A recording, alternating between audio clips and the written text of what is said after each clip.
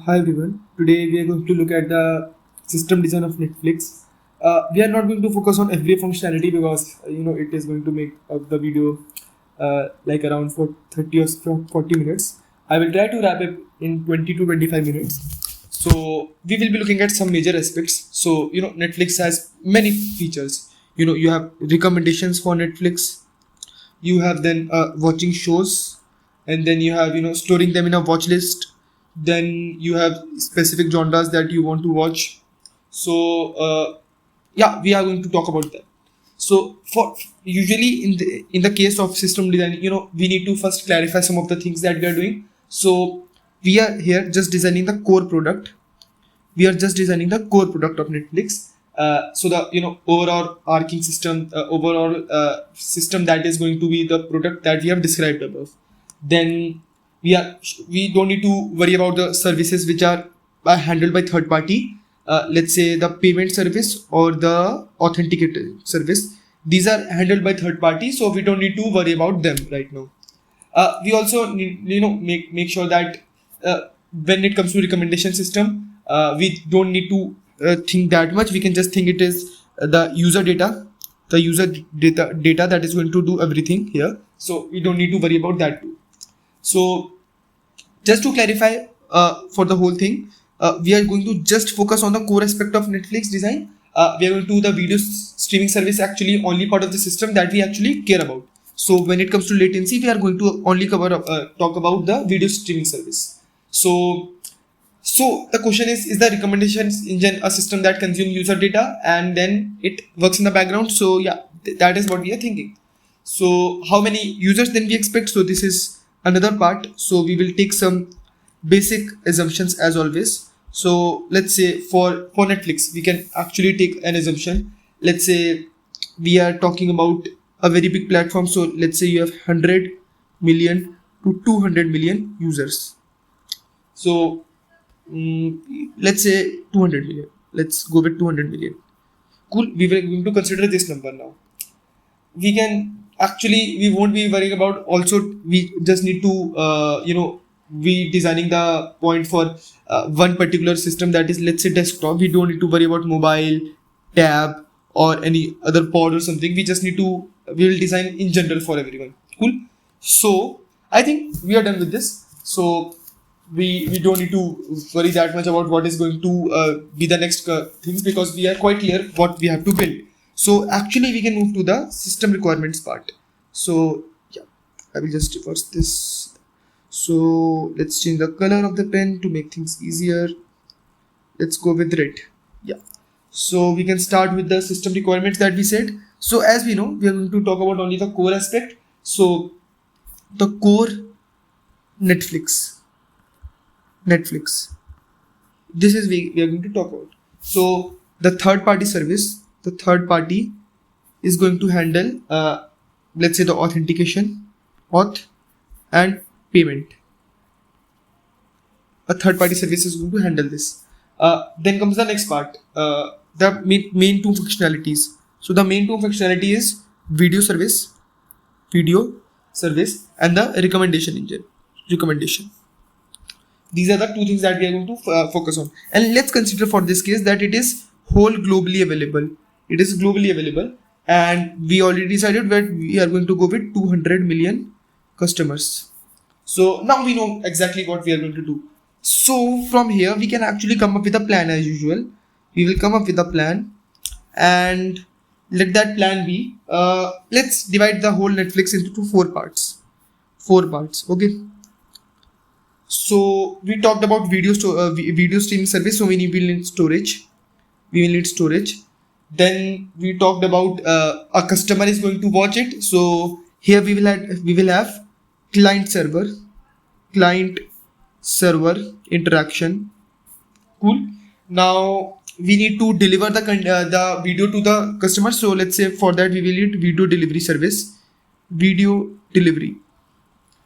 And now we will have to give the recommendation to users. So for that we will store the user activity. So we will store user activity.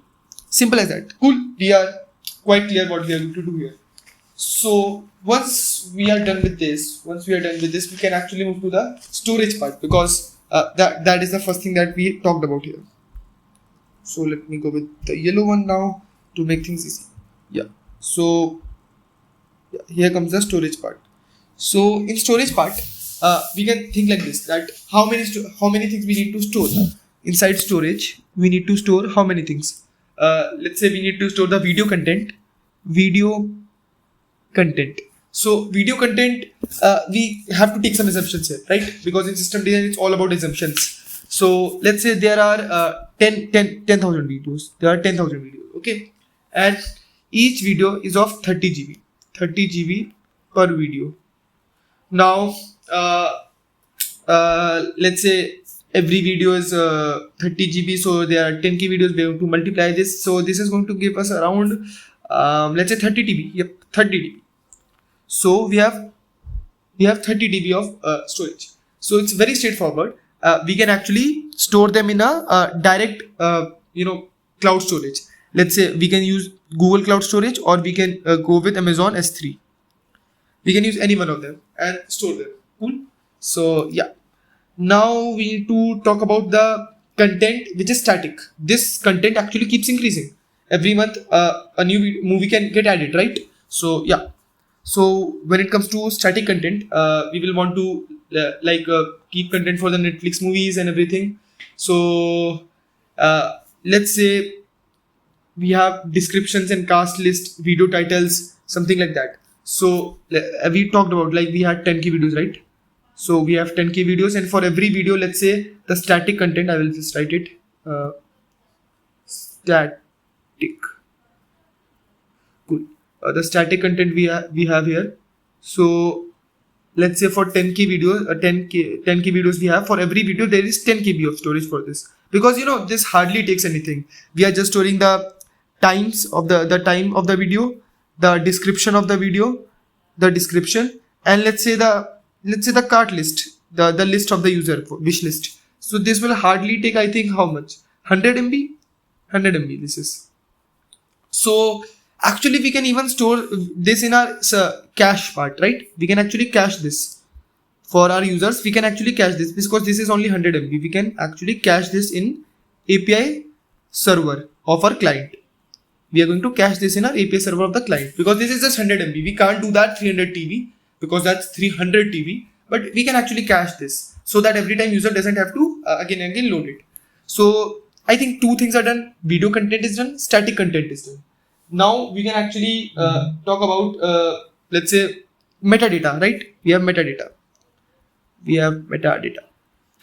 So this will be something, depending on the calculations. So let's say a Netflix users watched 1,000 videos in its life, 1K videos in its lifetime, and there are 200 million customers. So for 200 million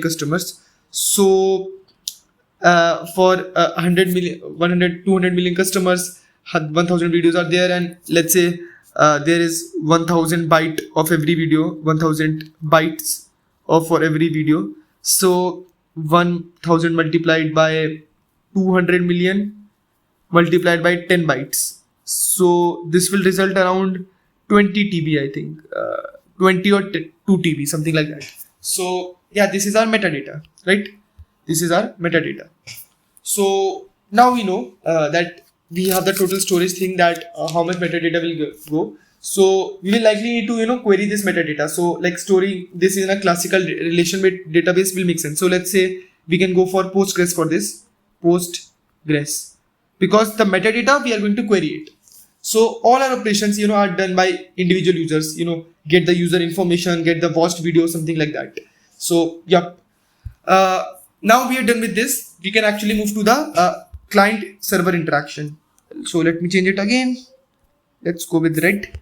And now we have back again to the basics. The client server interaction.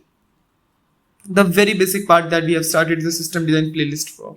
So we can use some simple round robin balancing, right, to distribute end user network requests across our servers. Let's say these are our servers. This is the whole database. So these are our load balancers. These are our customers. So we can use some round robin right here inside this. We can use some round robin, and then they can allocate everything to the servers.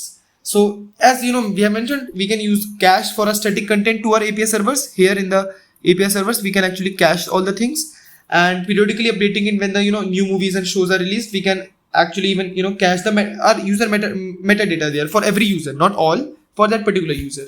So yes, this will make things easier for us. So I think that was it for the client server interaction, right? We talked about 4 things. Let's go back. What are the 4 things? Yeah.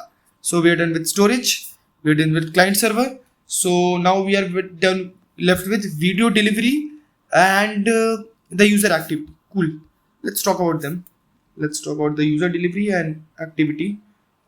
Let's go with blue. Yeah. So now we are on to video delivery. Video delivery. Cool.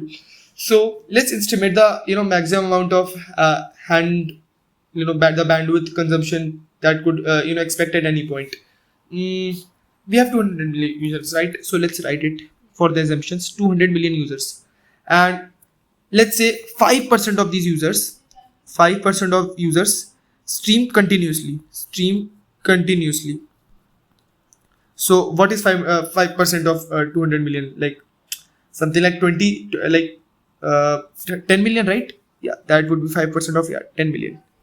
So we have 10 million users who are every time streaming, and let's say it takes 5 Mbps of HD content, 5 Mbps of HD content, the bandwidth. So 5 Mbps multiplied by 10 million, that would be 50 TB per second. 50 TB per second. So we can't naively serve the video to this much consumption, or even with dozens of data centers. So we need thousands of locations around the globe to distribute this content. So we talked about, you remember, CDNs, cloud delivery networks, cloud CDNs. We talk about them. We have big companies which do this. Like there is this company known as Cloudflare.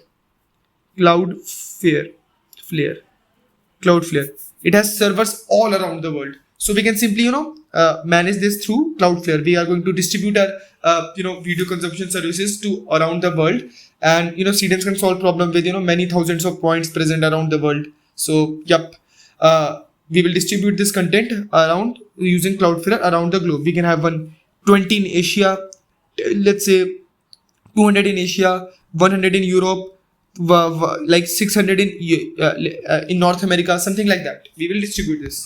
So yeah, we are done with this even video content delivery service. Now let's talk about the last thing, which is user activity data processing. The user data activity.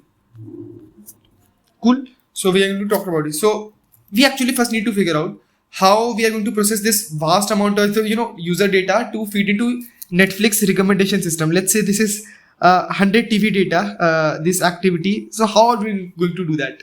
So we can imagine this, that the user activity will be gathered in the form of logs. We are not going to directly do it. We will do this in form of logs. So logs are generated by all sort of user. Suppose a user watched this particular kind. Let's say this is a horror movie. The user watched it. This will be done in log. Then the user watched let's say a comedy movie.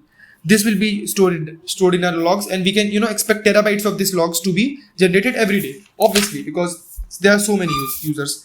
Now you remember the concept we actually talked about. You guys remember?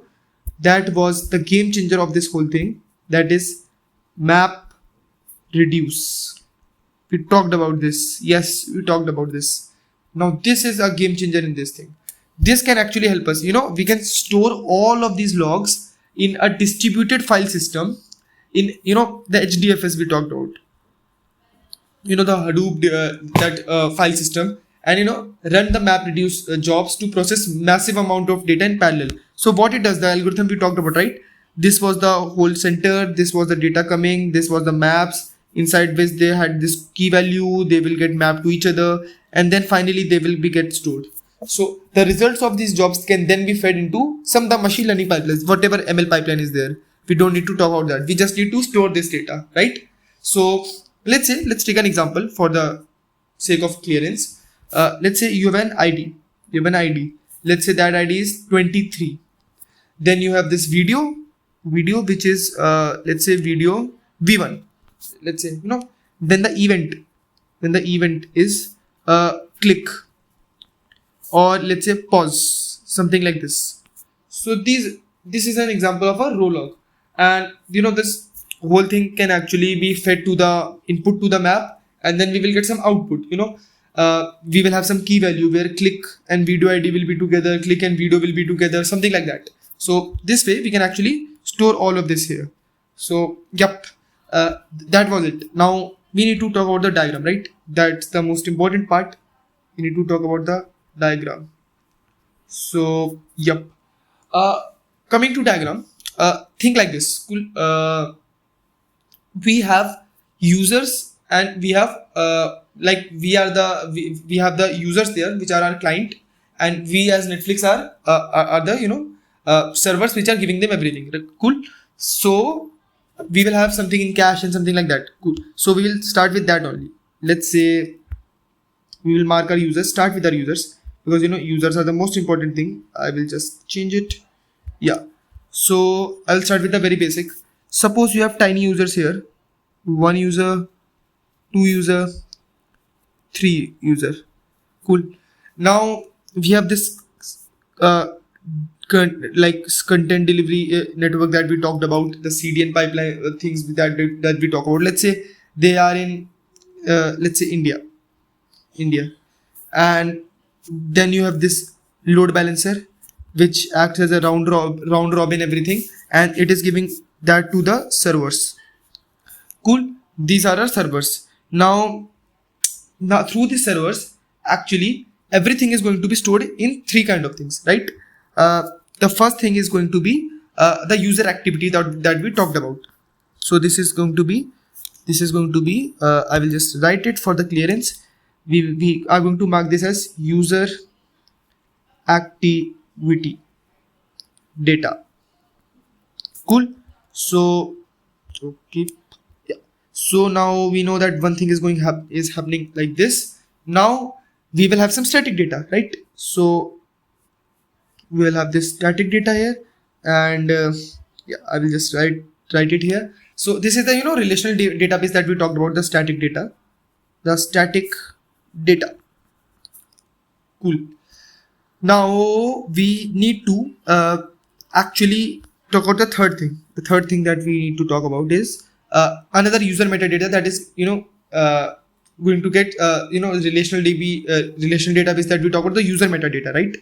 The user metadata, right?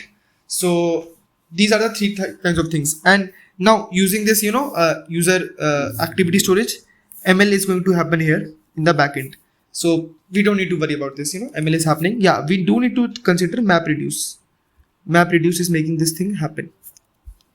Cool. So we are done with, I think, half of the part. Now we can actually talk about the video storage, right? We talked about it a lot, so let's talk about it. So video storage, like we will have this whole big storage here of video,